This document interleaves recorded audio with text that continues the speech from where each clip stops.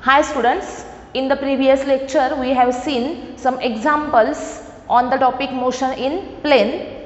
Now in today's lecture also we are going to discuss some more numericals. First, see, an object moving with a speed of 6.25 meter per second is decelerated at a rate given by dv upon dt is equal to minus 2.5 root v, where v is the instantaneous speed and the time taken by the object to come to rest is.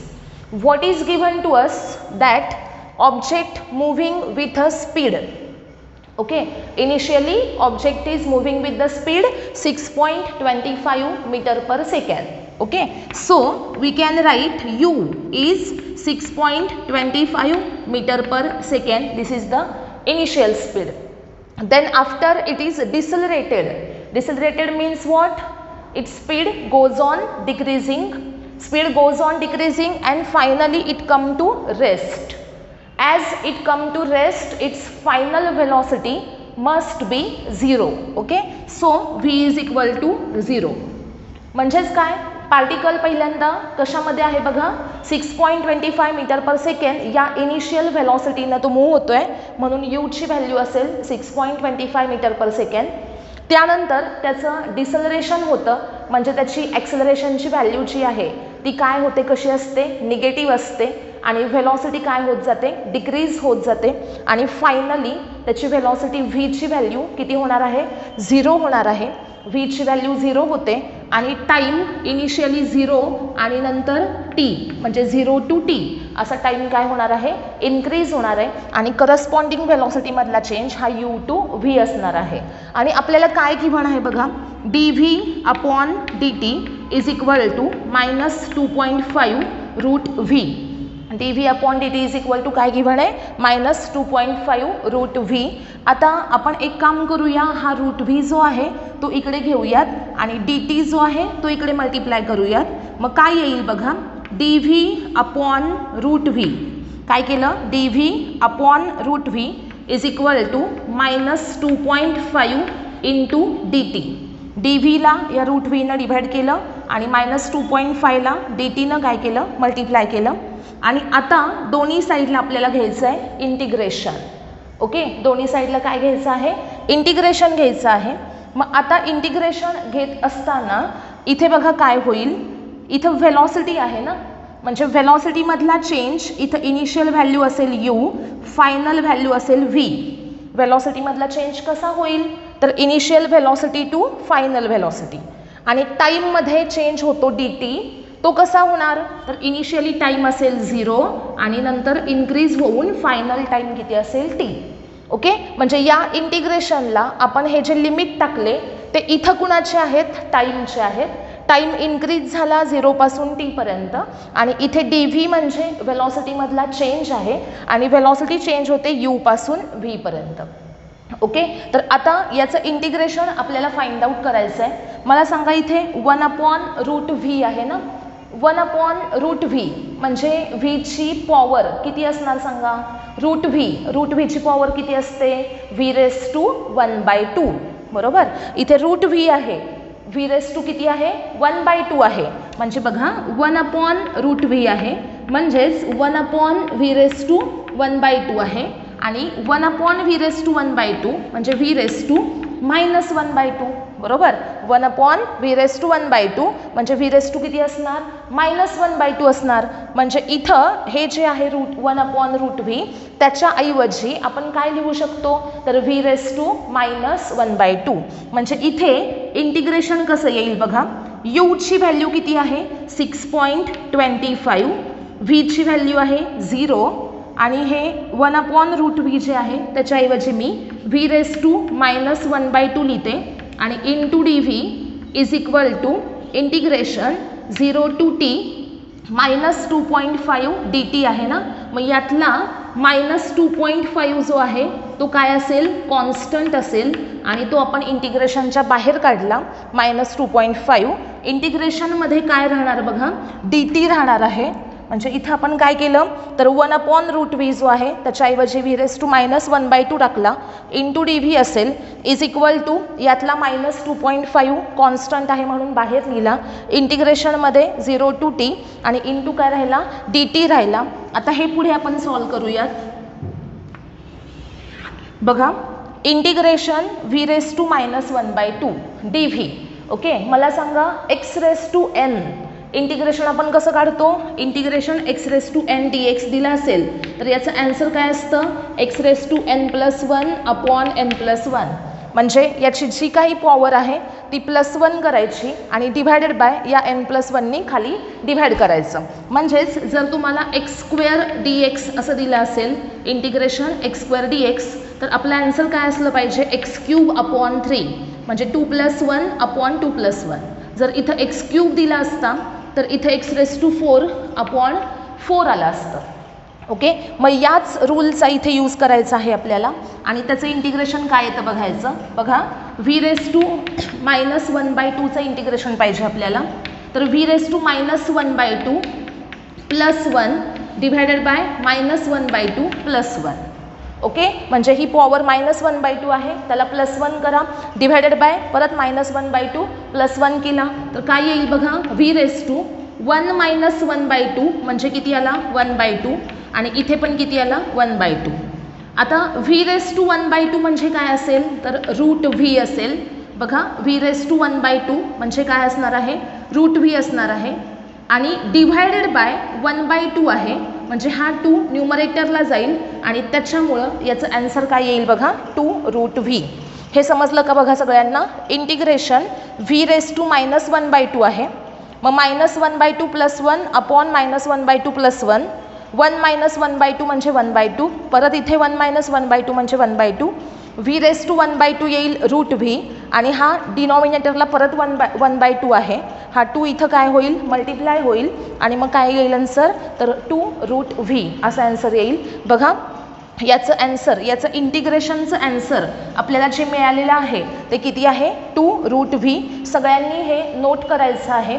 ज्या वेळेस तुम्हाला necessary वाटेल त्यावेळेस पटकन त्याचा screenshot काढून घ्यायचा आणि नंतर मग नोट करायचं आहे सगळ्यांनी. बघा हे जे आहे हे मला आता इथे रफ करायचं आहे तर याचा पटकन सगळ्यांनी तो स्क्रीनशॉट मारून घ्यायचा म्हणजेच v⁻1/2चं इंटिग्रेशन कसं काढलं ते समजेल आणि आन्सर काय आलेलं आहे बघा त्याचं 2√v हे आन्सर आलेलं आहे. ओके 2√v हे याचं इंटिग्रेशन मिळालं. मी आता इथे हे रफ करते. बघा इथे आपल्याला याचं इंटिग्रेशनचं आन्सर मिळालं 2√v आणि याला लिमिट काय आहेत बघा. लोअर लिमिट आहे 6.25 आणि हायर लिमिट आहे 0 इज इक्वल टू -2.5 इकडचा कॉन्स्टंट आहे आणि इंटिग्रेशन dt चं इंटिग्रेशन काय असणार आहे t. Okay integration dx answer असतं x इंटिग्रेशन dy आन्सर काय येतं y तसंच इंटिग्रेशन dt दिलं आहे त्याच्यामुळे आन्सर काय असेल t. ओके मग आता dtचं इंटिग्रेशन आलं t आणि त्याला लिमिट आहे 0 to t. ओके त्यानंतर आता पुढे काय करायचं असतं आपल्याला तर पहिल्यांदा या vच्या जागी 0 व्हॅल्यू टाकायची मायनस या vच्या जागी 6.25 ही व्हॅल्यू पुटअप करायची म्हणजे higher limit minus lower limit करायचं. ह्यातला 2 मी साईडला घेते ब्रॅकेटमध्ये √vच्या जागी पहिल्यांदा √0 येईल मायनस रूटमध्ये काय येईल बघा 6.25 येईल आणि या दोघांची काय करायची आपल्याला सबट्रॅक्शन करायची आहे. इकडं काय येणार बघा -2.5 पहिल्यांदा higher limit t minus lower limit 0 पुढे काय येईल 2 रूटमध्ये √0चा आन्सर 0 असेल मग मायनस √6.25चा आन्सर असेल 2.5 इज इक्वल टू -2.5 आणि इंटू ब्रॅकेट असेल t. आता बघा दोन्ही साईडला -2.5 आहे तो काय होणार कॅन्सल होणार इथे राहील 2 आणि इज इक्वल टू काय येईल t म्हणजे t ची व्हॅल्यू आपल्याला किती मिळाली इथे 2 सेकंद. मग ऑप्शन कोणता करेक्ट असेल बी. ओके टी किती मिळाला आहे आपल्याला 2 सेकंद मिळालेला आहे. सगळ्यांनी हे व्यवस्थित नोट करायचं आहे एक्झाम्पल आणि जसं मी तुम्हाला सांगितलं की तुम्हाला हे नोट करण्यासाठी तुम्हाला याचा स्क्रीनशॉट काढला पाहिजे. स्क्रीनशॉट काढल्यानंतर तुमच्यासमोर न्यूमरिकल आणि त्याचं सोल्युशन असेल आणि मग ते नोटबुकमध्ये नोट करायचं आहे. ओके, आता इथे हे फर्स्ट एक्झाम्पल आपलं झालं. आन्सर किती मिळालं? t=2 सेकंद, म्हणजे 2 सेकंदानंतर ती बॉडी कशामध्ये येणार आहे? रेस्टमध्ये येणार आहे. त्यानंतर सेकंड एक्झाम्पल बघायचं आहे. 3t √3x + 6 describes the displacement of particle in one direction. The displacement when velocity is 0 is. आता इथे आपल्याला दिलंय काय बघा, असं दिलेलं आहे की 3t √3x + 6 हे इक्वेशन आपल्याला गिव्हन आहे. मग आता याच्यावरून आपल्याला त्यांनी विचारलंय काय, तर डिस्प्लेसमेंट फाइंड आउट करा ज्या वेळेस पार्टिकलची व्हेलॉसिटी ही 0 होते. म्हणजे आपल्याला इथं काय केलं पाहिजे, पहिल्यांदा डिस्प्लेसमेंटचं इक्वेशन फाइंड आउट केलं पाहिजे. त्यानंतर डिस्प्लेसमेंटचं इक्वेशन जे मिळेल त्याला डेरिव्हेटिव्ह घ्यायचं विथ रिस्पेक्ट टू टाईम आणि मग त्याच्यावरून तुम्हाला व्हेलॉसिटीसाठीचं इक्वेशन मिळेल. व्हेलॉसिटी काय झाली पाहिजे? 0 झाली पाहिजे. मग व्हेलॉसिटी 0 कधी होते तो टाईम फाइंड आउट करायचा आणि तो टाईम तुम्ही कुठे पुटअप करणार? डिस्प्लेसमेंटच्या इक्वेशनमध्ये. ओके, म्हणजे फर्स्ट स्टेप आपल्याला काय करायची आहे, तर डिस्प्लेसमेंटचं इक्वेशन फाइंड आउट करायचं आहे. मग त्यासाठी आपण काय करूया बघा, हा 3t मायनस हा 6 केला, हा 6 इकडनं इकडे आला, -6 झाला, इक्वल टू इथे असेल √3x. दोन्ही साईडला आता स्क्वेअर घ्या. दोन्ही साईडला स्क्वेअर घेतला तर 3t - 6 ब्रॅकेट स्क्वेअर येईल इथं आणि इथं √3x चा स्क्वेअर येईल 3x. ओके, 3t - 6 चा स्क्वेअर काय असेल बघा, 3t ब्रॅकेट स्क्वेअर मायनस पुढे काय येणार बघा, 3t ब्रॅकेट स्क्वेअर मायनस काय येणार 2 × 3t × 6 आणि प्लस 6 चा square is equal to 3x. काय केलं बघा आपण, a - b ब्रॅकेट स्क्वेअर हा रूल इथे यूज केला. a² - 2ab आणि plus b² is equal to काय असेल 3x. 3t² किती असेल 9t² मायनस 6 × 3 18, 18 × 2 36, 36t आणि प्लस किती येईल 6² 36 इज इक्वल टू 3x. आता आपल्याला xचं इक्वेशन पाहिजे. मग जर x हवा असेल तर इथं आपल्याला 3नं डिव्हाइड केलं पाहिजे. म्हणजे हा 3 जो आहे टोटल इक्वेशन जे आहे त्या टोटल इक्वेशनला तुम्ही कशाने डिव्हाइड कराल? 3नं डिव्हाइड कराल. इथं 3नं डिव्हाइड केलं तर काय येईल बघा, 3t² मायनस 36tला 3नं डिव्हाइड करा, काय येईल 12t आणि प्लस इथे काय येईल 12. आन्सर काय मिळालं बघा, 3t² मायनस 12t आणि प्लस काय येईल 12. ओके, 3t² मायनस 12t आणि प्लस काय असेल 12. आता हे मिळालं आपल्याला डिस्प्लेसमेंटचं इक्वेशन. आता याच्यावरून आपल्याला फाइंड आउट करायचं आहे velocity. v is equal to काय असतं, dx/dt. म्हणजे डिस्प्लेसमेंटचं derivative with respect to time घ्यायचं आहे आपल्याला. मग आता 3t² जो आहे त्याच्यामधला 3 जो आहे तो constant as it is me लिहिला. t² जो आहे त्याचं डेरिव्हेटिव्ह कसं काढायचं, तर हा 2 जो आहे तो इथं मल्टिप्लाय करायचा. बघा t² डेरिव्हेटिव्ह कसं काढाल, तर 2 इथं मल्टिप्लाय होईल आणि t⁻² काय येईल तर 2 - 1. म्हणजे ही पॉवर इथे मल्टिप्लाय करायची आणि पॉवर 1नं कमी करायची. मग काय येईल 2t⁻² 2 - 1 म्हणजे किती आला 2t⁻1 म्हणजेच किती मिळाला 2t. ओके, मग आता t² डेरिव्हेटिव्ह 2t आहे, मग 3 × 2t आला ना इथे, 3 × 2t मायनस 12t आहे, त्यातला 12 कॉन्स्टंट असेल आणि tचं डेरिव्हेटिव्ह असेल 1. आणि बघा 3 कॉन्स्टंट लिहिला, t² डेरिव्हेटिव्ह 2t असेल, मायनस 12 कॉन्स्टंट आहे ॲज इट इज लिहिला आणि या tचं डेरिव्हेटिव्ह 1 असेल. आणि इथे 12 हा कॉन्स्टंट आहे आणि त्याला t कनेक्टेड नाही आहे, म्हणजे फक्त कॉन्स्टंट नंबर दिला आहे आणि कोणत्याही कॉन्स्टंट नंबरचं डेरिव्हेटिव्ह हे किती असतं 0 असतं आणि त्याच्यामुळं या 12चं डेरिव्हेटिव्ह पुढे किती येणार 0 येणार. आणि त्यामुळे आपल्याला इथं फायनल आन्सर काय मिळतं बघा, 3 × 2t म्हणजे मिळाले 6t आणि मायनस काय मिळाले 12 ही मिळाली आपल्याला व्हेलॉसिटी. व्हीचं इक्वेशन काय आहे बघा 6t - 12. आता यानंतर आपल्याला सांगितलेलं आहे की व्हेलॉसिटीची व्हॅल्यू हे किती होते 0 होते. वेलॉसिटी किती होते 0 होते. व्हीचं इक्वेशन काय आहे बघा 60 मायनस 12. व्ही 0 आहे म्हणजे 60 मायनस 12ची व्हॅल्यू 0 असेल म्हणजे 60 इक्वल टू 12 आला आणि टीची व्हॅल्यू किती मिळाली आपल्याला 2 सेकंद. ओके टाईम किती मिळाला 2 सेकंद एवढा टाईम मिळाला.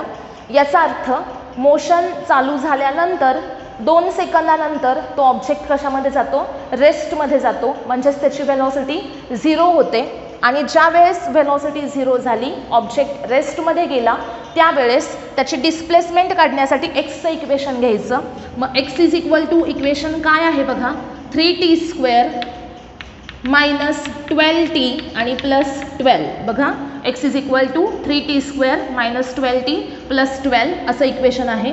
आता या इक्वेशनमध्ये वेलॉसिटी 0 कधी होते ज्यावेळेस टाईम 2 सेकंद असतो म्हणजे टीची व्हॅल्यू आता किती टाकायची आपल्याला 2 टाकायची आहे. मग काय येईल बघा 3 इंटू 2² मायनस 12 इंटू 2 आणि प्लस 12.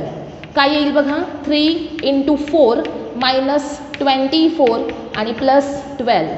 पुढे येईल 12 मायनस 24 प्लस 12 म्हणजे 12 प्लस 12 24 मायनस 24 किती आली 0. म्हणजे एक्सची व्हॅल्यू आपल्याला इथं किती मिळाली 0 मिळाली. म्हणजे ज्या वेळेस टाईम हा किती होणार तर 0 टाईम किती होईल 2 सेकंद होईल त्यावेळेस पार्टिकलची व्हेलॉसिटी 0 असेल आणि त्यावेळेसच पार्टिकलची डिस्प्लेसमेंट ही सुद्धा किती असणार आहे तर 0 असणार आहे. ओके सगळ्यांना लक्षात आलेत का दोन्ही पण एक्झाम्पल्स. हे दोन्ही एक्झाम्पल्स व्यवस्थित नोटबुकमध्ये नोट करायचे आहेत. ओके त्यासाठी याचा एक स्क्रीनशॉट काढून ठेवा.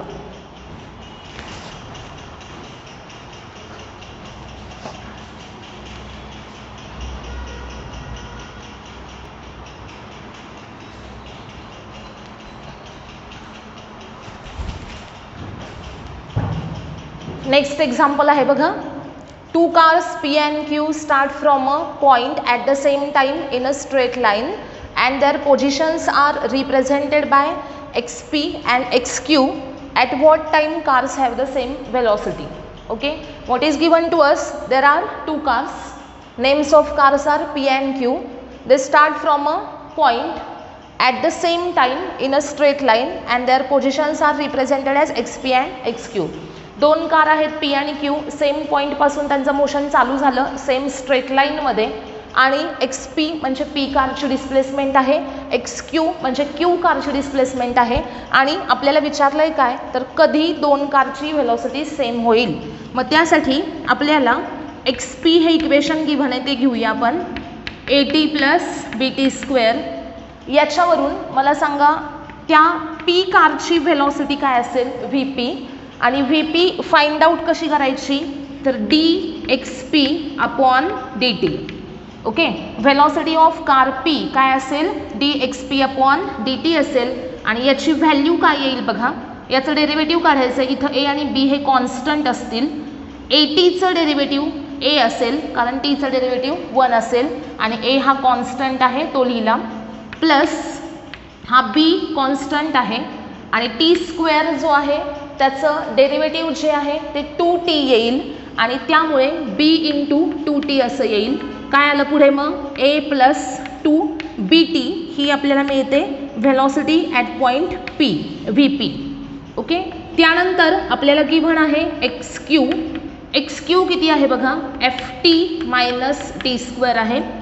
आता VQ काढायचं असेल तर काय केलं पाहिजे dxq अपॉन dt. आता f हा कॉन्स्टंट आहे टीचं डेरिव्हेटिव्ह 1 म्हणजे इथे फक्त f आला आणि मायनस t² डेरिव्हेटिव्ह असेल 2t आणि त्यामुळेच VQ काय येणार आहे तर f मायनस 2t असेल. इथे आपल्याला VQ मिळाला आणि VP मिळाला आणि या एक्झाम्पलमध्ये त्यांनी एक सांगितलं आहे की at what time cars have same velocity. कारची व्हेलॉसिटी काय असली पाहिजे सेम. मग काय करायचं तर VP इज इक्वल टू काय असणार VQ असणार. 2 कारची व्हेलॉसिटी सेम आहे याचा अर्थ VP इज इक्वल टू काय आहे VQ. VP काय आहे बघा A प्लस 2BT आणि VQ काय आहे तर F मायनस 2T. आपल्याला फाइंड आउट काय करायचं आहे टाईम फाइंड आउट करायचा आहे. मग 2BT प्लस 2T केला मी is equal to F minus A. 2bt आणि हा 2t इकडे आणला प्लस झाला इज इक्वल टू काय असेल एफ मायनस ए असेल. यातून t कॉमन काढला तर राहील काय बघा 2b plus 2 is equal to F minus A. मग t इज इक्वल टू काय असेल तर F minus A upon 2b plus 2. काय आलं t is equal to F minus A upon 2b plus 2. Option कोणता असेल बघा आता t is equal to F minus A upon 2b plus 2. आता मला सांगा इथे आपण काय करू शकतो यातला 2 जो आहे तो कॉमन काढायचा बाहेर. इथं काय राहील b आणि इथं राहील 1 म्हणजे हेच जे आन्सर आहे ते पुढं कसं येईल बघा t is equal to F minus A divided by 2 into b plus 1. This is our final answer. Option कोणता आहे बघा F minus A upon 2 into 1 plus B. Option A will be the correct option. हे example NEET 2016ला विचारलेलं example आहे. Example खूप easy आहे बघा. फक्त काय केलं आपण XP आणि XQ वरून VP आणि VQ फाइंड आउट केल्या आणि VP आणि VQ इक्वेट केल्या. मग टीचा आपल्याला फॉर्म्युला मिळाला F minus A upon 2b plus 2. त्यातनं 2 कॉमन काढला राहिला काय b प्लस 1. एक्झाम्पल व्यवस्थित हे नोट करून घ्यायचं आहे. त्यानंतर पुढचं एक्झाम्पल रीड करायचं सगळ्यांनी. हे जे एक्झाम्पल आहे ह्याच्या सोल्युशनचा सगळ्यांनी स्क्रीनशॉट काढून घ्या कारण मी आता हे एक्झाम्पल रफ करणार आहे आणि ते एक्झाम्पल तिथून सॉल्व करून झाल्यानंतर इकडे सॉल्व करणार आहे. त्यामुळं याचा पहिल्यांदा सगळ्यांनी स्क्रीनशॉट मारा. ओके. त्यानंतर आता आपण 4th एक्झाम्पल बघतोय बघा. A body travels from 15 second starting from rest with constant acceleration if it travels distances s1, s2 and s3 in first 5 seconds, second 5 seconds and next 5 seconds, then the relation between s1, s2 and s3 is. काय सांगितले बघा एक body आहे आणि ती किती वेळ travel करते 15 सेकंद. टोटल तिनं किती टाईमसाठी ट्रॅव्हल केलं 15 सेकंदसाठी. स्टार्टिंग फ्रॉम रेस्ट रेस्टमधून मोशन चालू झालं म्हणजेच त्यावेळेस टाईम किती होता 0 होता. नंतर टाईम इन्क्रीज झाला किती झाला 15 सेकंद आणि इथं विथ कॉन्स्टंट ॲक्सेलरेशन सांगितलेलं आहे. ॲक्सेलरेशन कसं आहे कॉन्स्टंट आहे आणि if it travels distances s1, s2 and s3. पहिल्या 5 सेकंदात डिस्टन्स किती ट्रॅव्हल झालं तर फर्स्ट 5 सेकंदमध्ये डिस्टन्स ट्रॅव्हल झालेला आहे s1, नेक्स्ट 5 सेकंदमध्ये s2 आणि त्याच्या पुढच्या नेक्स्ट 5 सेकंदमध्ये s3. आता इथे बघा आपण असं अज्युम करूया की इथे टाईमची व्हॅल्यू 0 आहे आणि इथं टाईमची व्हॅल्यू 15 सेकंद आहे. ओके. आणि याच्यामध्ये आपण 3 इंटरवल घेऊयात. इथे हे फर्स्ट 5 सेकंदचा इंटरवल त्यानंतर हा नेक्स्ट 5 सेकंदचा आणि हा नेक्स्ट 5 सेकंदचा. म्हणजे इथं 0 to 5 सेकंद इथं टाईम किती झाला होता 5 सेकंद. इथं टाईम किती झाला होता 10 सेकंद आणि त्यानंतर टाईम किती झाला 15 सेकंद. ओके. आता इथे जे डिस्टन्स ट्रॅव्हल केलेलं आहे फर्स्ट ते आहे s1, इथलं डिस्टन्स आहे s2 आणि इथे हे जे डिस्टन्स आहे थर्ड हे आहे s3. म्हणजे इथं नाव देऊया आपण O, इथं असेल A, इथं B आणि इथं C. हे जे पॉईंट आहेत त्यांचे नेम्स बघा O, A, B, C. आता याच्यामध्ये आपल्याला काय करायचं आहे बघा. फर्स्ट आपण घेऊयात पार्टिकलचं मोशन. हे कुठून कुठं झालं तर O पासून A पर्यंत. म्हणजे इनिशियली कुठून कुठे गेला पार्टिकल O पासून A पर्यंत गेला. O पासून A पर्यंत जात असताना इनिशियली टाईम 0 होता आणि स्टार्टिंग फ्रॉम रेस्ट याचा अर्थ इथं या पॉईंटला इनिशियल व्हेलॉसिटी u किती आहे बघा 0. मी इथे ड्रॉ करते OA सेक्शन. इथं आहे O पॉईंट, इथं आहे A पॉईंट. इथं इनिशियल व्हेलॉसिटी 0 आहे, इथं फायनल व्हेलॉसिटी A पॉईंटला पोचल्यावर v आहे आणि डिस्टन्स किती ट्रॅव्हल झालेला आहे तर s1 एवढा डिस्टन्स ट्रॅव्हल झालेला आहे आणि इथून इथं जाण्यासाठी टाईम किती लागला तर 5 सेकंद एवढा टाईम लागलेला आहे.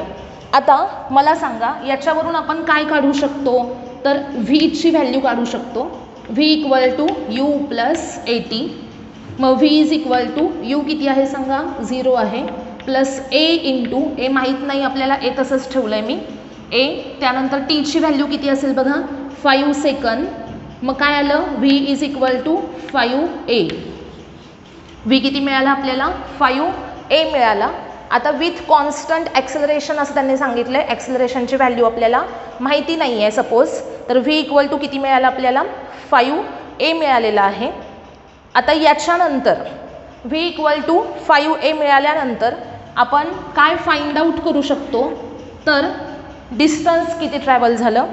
डिस्टन्स किती ट्रॅव्हल झालं कसं काढायचं तर S is equal to u t plus 1/2 AT square यूची व्हॅल्यू 0 आहे प्लस 1/2 AT स्क्वेअर असं करू शकता 1/2 इंटू ए तसाच ठेवला टीची व्हॅल्यू 5 हे असं डिस्टन्स तुम्ही फाइंड आउट केलं तरी चालेल. आता इथे काय येईल बघा यूची व्हॅल्यू 0 आहे 1/2 A टीची व्हॅल्यू 5 सेकंद आहे 5 स्क्वेअर झाला मग 1/2 A इंटू किती आला 25 म्हणजे 25A अपॉन 2 हे आपल्याला फर्स्ट डिस्टन्स मिळालं डिस्प्लेसमेंट S1 हे डिस्टन्स ओपासून एपर्यंत किती मिळालेलं आहे बघा 25A अपॉन 2. सगळ्यांनी हे जे एक्झाम्पल आहे हे व्यवस्थित याचा स्क्रीनशॉट मारायचा आहे. झालं असेल.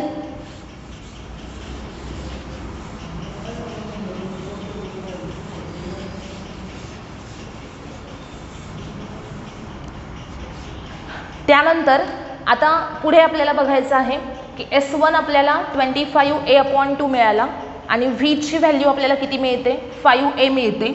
आता सेकंड पॉईंट आपल्याला घ्यायचा आहे सेकंड सेक्शन ए पासून बी पर्यंत पार्टिकल ज्यावेळेस ए पासून बी पर्यंत जातो त्यावेळेस बघा O टू ए ज्यावेळेस गेला त्यावेळेस ए पॉईंटला पोहोचल्यानंतर त्याची व्हेलॉसिटीची व्हॅल्यू किती झाली 5A झाली. इथं आल्यावर व्हेलॉसिटी 5A होते आणि ए टू बी या मोशनसाठी ती व्हॅल्यू इनिशियल व्हेलॉसिटी असणार आहे. बघा ए पॉईंटला व्हेलॉसिटी आहे 5A आणि ती इथं इनिशियली असेल 5A. इथं असेल व्हेलॉसिटी v आणि टाईम टोटल किती लागला ए पासून बी पर्यंत जाण्यासाठी 5 सेकंद. बघा एला असताना टाईम होता 5 सेकंद बीला पोचला 10 सेकंद मग 10 - 5 हा टाईम इंटरवल कितीचा आहे 5 सेकंदाचा टाईम इंटरवल आहे. म्हणजे ए पासून बी पर्यंत जाण्यासाठी इनिशियल व्हेलॉसिटी इथं जी फायनल व्हेलॉसिटी होती ती इथून पुढच्या मोशनसाठी इनिशियल व्हेलॉसिटी असेल आणि त्यामुळे यूची व्हॅल्यू 5A आहे. इथं पोहोचल्यावर व्हेलॉसिटी v झाली आणि त्यासाठी टाईम लागला t = 5 सेकंद. आता इथं जे डिस्टन्स ट्रॅव्हल झालं ते आहे S2. Same v = u + AT असं आपण लिहिलं v = u + AT तर काय येईल सांगा मला. आता यूची व्हॅल्यू किती आहे 5A आहे प्लस A इंटू टाईम किती लागला 5 काय येईल बघा 5A + 5A आन्सर काय आलं 10A. This is the velocity at point B. Okay at B velocity किती असेल 10A. आता डिस्टन्स किती ट्रॅव्हल झालं S = ut + 1/2 AT स्क्वेअर. यूची व्हॅल्यू किती आहे u 5A इंटू टाईम आहे 5 सेकंद प्लस 1/2 A टाईम आहे 5 सेकंद 5 स्क्वेअर म्हणजे 5 सेकंद कोणते घेतले बघा इथून इथं जाण्यासाठी हा जो टाईम लागतो A टू B हा किती आहे 5 to 10 म्हणजे किती 5 सेकंद. मग 5 × 5 किती आले 25A plus 1/2 A into 5 square आला 25 म्हणजेच किती 25A प्लस 25A अपॉन 2 म्हणजे किती आले बघा हे 25 × 2 50A plus 25A 75A upon 2 ही डिस्प्लेसमेंट असेल. सेकंड डिस्प्लेसमेंट ह्याला आपण S2 असं म्हणूयात. म्हणून इथे आपल्याला S2 किती मिळाली 75A अपॉन 2 मिळाली. S1 किती आहे बघा 25A अपॉन 2. त्यानंतर आता थर्ड सेक्शन आपण घेतोय या एक्झाम्पलचा तो आहे B टू C. बघा पार्टिकल ज्यावेळेस B पासून C पर्यंत जातो डिस्टन्स ट्रॅव्हल केलं जातं S3. इथून इथं पोहोचण्यासाठी इथं टाईम आहे 10 सेकंद इथं 15 सेकंद 15 - 10 करा इथं पोहोचण्यासाठी टाईम लागला 5 सेकंद. इथं फायनल व्हेलॉसिटी v असेल आणि इनिशियल व्हेलॉसिटी पॉईंट बीला पोचल्यावर पार्टिकलची व्हेलॉसिटी किती झाली होती बघा, इथून इथं पोचल्यावर व्हेलॉसिटी झाली होती किती, तर 10a. बघा A to B गेला, इथं पोचल्यावर व्हेलॉसिटी झाली 10a. म्हणजे इथून पुढच्या मोशनसाठी बी पॉईंटला फायनल व्हेलॉसिटी या सेक्शनसाठी जी होती ती या B to C मोशनसाठी काय असेल, इनिशियल व्हेलॉसिटी असेल. म्हणजेच ही v इक्वल टू 10a या पॉईंटला इनिशियल व्हेलॉसिटी असेल आणि डिस्टन्स आहे s3. आत्ता जे इथं केलं तेच करायचं. v इक्वल टू काय असणार आहे, u प्लस at. आता u किती आहे 10a plus a into time किती लागला इथून इथं जायला 5 second. 10a plus 5a answer किती आलं बघा 15a. म्हणजे v velocity at point C, velocity at point C हे किती मिळते आपल्याला, तर 15a मिळते. त्यानंतर s3 काढूया आपण. हे डिस्टन्स किती ट्रॅव्हल झालं, ut plus 1/2 at square which is equal to u किती आहे बघा 10a इंटू टाईम लागला 5 second plus 1/2a into 5 square which is equal to 10a into 5 किती आला 50a plus 25a upon 2 which is equal to 50 into 2 100, 100 plus 25 125a upon 2. Therefore S3 is equal to 125a upon 2. आता बघा S1 आपल्याला किती मिळाला आहे 25a upon 2. S2 किती मिळालेला आहे 75a upon 2 आणि S3 किती मिळालेला आहे 125a upon 2. मग आता S1, S2 आणि S3 हे तीन जर तुम्ही बघितले तर यांच्यामध्ये रिलेशन काय असेल सांगा मला. S1, S2 आणि S3. S1, S2 आणि S3. S1 आहे 25a अपॉन 2. S2 आहे किती आहे बघा 75a अपॉन 2 आणि S3 किती आहे बघा 125a अपॉन 2.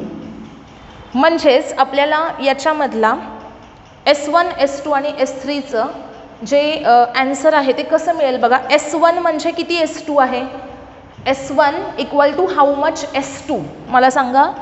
S1 काढायचा आहे तर याच्यावरून S1 कसा काढायचा. ओके S2 आहे की नाही इथे किती आहे 75a अपॉन 2. याच्यावरून मला ॲन्सर पाहिजे 25a अपॉन 2. म्हणजे इथं काय करावं लागेल मला 3नं डिव्हाइड करावं लागेल बघा. 75a अपॉन 2 इंटू 1/3 केलं म्हणजे मी 3नं डिव्हाइड केलं की मग मला ॲन्सर इथं कुणाचं मिळतं S1चं मिळतं. म्हणजे 75a अपॉन 2ला 3नं डिव्हाइड केलं की मला ॲन्सर मिळतं 25a अपॉन 2 म्हणजे असतो S1.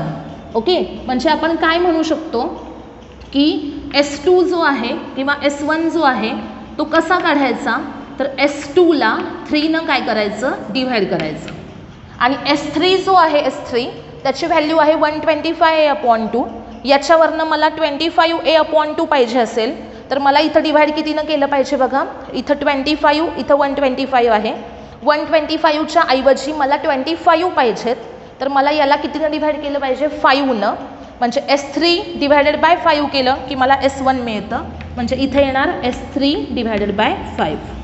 म्हणजे S2 वरून S1 कसा काढायचा तर S2 अपॉन 3 करायचं आणि S3 वरून S1 कसा काढायचा तर S3 अपॉन 5 करायचं.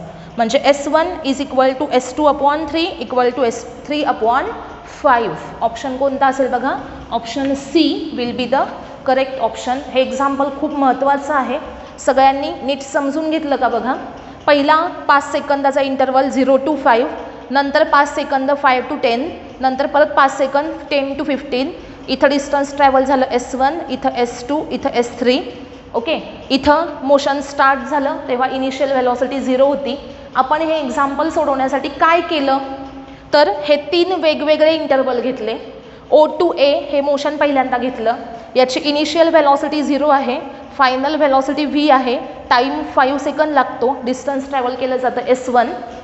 पहिलं रिलेशन वापरलं v equal to u plus at. त्याचा यूज करून आपण final velocity at point A find out केली. व्हेलॉसिटी ॲट पॉईंट A आपल्याला माहिती झाली आता मग आपण काय फाइंड आउट केलं, ही डिस्प्लेसमेंट किंवा हे डिस्टन्स किती ट्रॅव्हल झालेलं आहे ओ पासून ए पर्यंत. S1 कसं काढलं, UT + 1/2 AT² केलं, ॲन्सर किती मिळतं 25A/2. त्यानंतर सेकंड सेक्शन घेतला A to B, त्याच्यासाठी सुद्धा ह्याची फायनल व्हेलॉसिटी फर्स्ट केसमध्ये O to A, एला जी व्हेलॉसिटी फायनल व्हेलॉसिटी मिळाली ती A to B मोशनसाठी इनिशियल असेल, म्हणून U = 5A. V माहिती नाही आपल्याला, म्हणजे पहिल्यांदा आपण V फाइंड आउट केला, म्हणजे B पॉईंटची व्हेलॉसिटी फाइंड आउट केली. V = U + AT. आता इथे U म्हणजे 5A घेतला, त्याच्यावरनं V किती मिळाली 10A. 10A is the velocity at point B. मग हे डिस्टन्स काढायचं आहे आपल्याला UT + 1/2 AT². डिस्टन्स किती मिळालं आपल्याला 75A/2. थर्ड सेक्शन घेतला B to C. B पॉईंटला ही जी व्हेलॉसिटी मिळालेली आहे या फायनल पॉईंटला ती पुढच्या मोशनसाठी इथं इनिशियल व्हेलॉसिटी असेल. फायनल इथं V आहे, टाईम किती आहे 5 सेकंद. इथं सेम Vची व्हॅल्यू फाइंड आउट केली, किती आली 15A, आणि S फाइंड आउट केला किती आहे UT + 1/2 AT². ॲन्सर किती मिळालं 125A/2. आणि मग आता आपल्याकडे S1, S2 आणि S3 आहेत. तर S1 या दोघांच्या वरून कसा काढायचा बघितलं आपण. S1 किती आहे 25A/2, S2 आहे 75A/2, S3 आहे 125A/2. मग S2ला 3 डिव्हाइड केलं की S1 मिळतो, S3ला 5 डिव्हाइड केलं की S1 मिळतो, आणि म्हणून S1 = S2/3 = S3/5 असं आपल्याला इथे रिलेशन मिळालं, आणि ऑप्शन C करेक्ट ऑप्शन मिळाला. सगळ्यांनी हे एक्झाम्पल व्यवस्थित नोट करायचं आणि नोटबुकमध्ये न बघता एकदा सॉल्व करायचं आहे. ओके.